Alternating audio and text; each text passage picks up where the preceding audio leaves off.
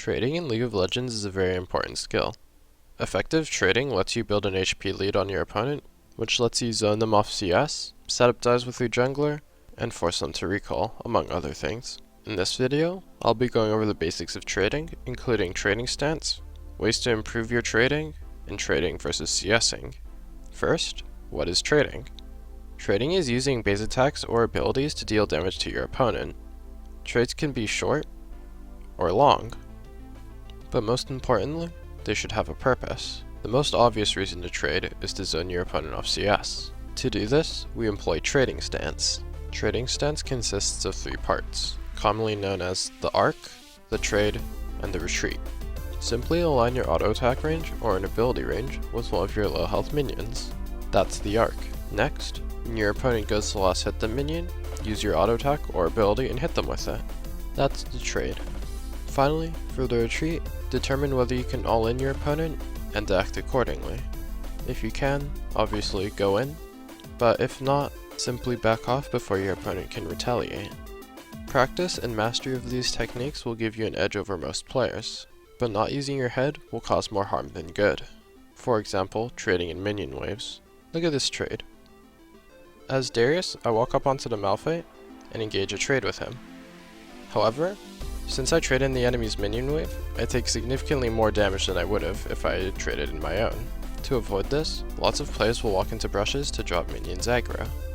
Doing this can let you trade more aggressively into minion waves where your enemies feel safe.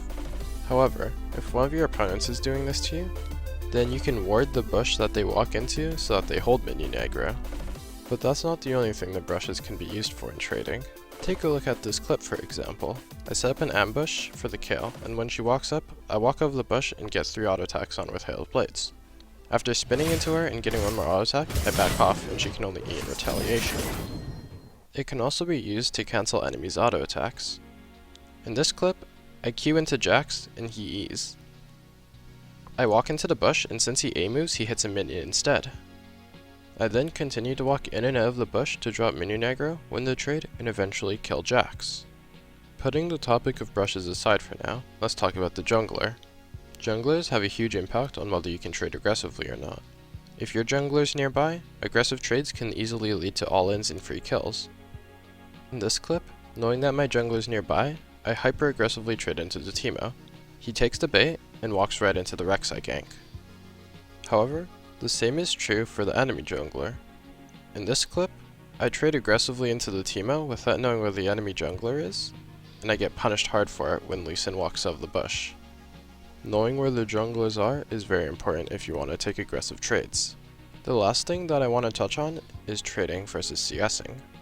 Most pros advise newer players to never trade if you're going to lose CS for it. However, there are some few clear exceptions for this that I think anyone can apply. The first is if a trade will lead to a guaranteed kill. For example, setting up an ambush on the first wave to get your lane opponent to half health, or chasing someone down because you have more mobility than them. However, it's vitally important not to overchase because you might end up losing a ton of minions in exchange for nothing. Overall, like wave management, practice and mastery of trading can help you win lane much more often. Start by trying to punish your opponent for as much CS as possible. Even single major auto attacks add up over time. Additionally, pressuring the enemy takes pressure off yourself and you'll be more confident in your laning. Thank you for watching.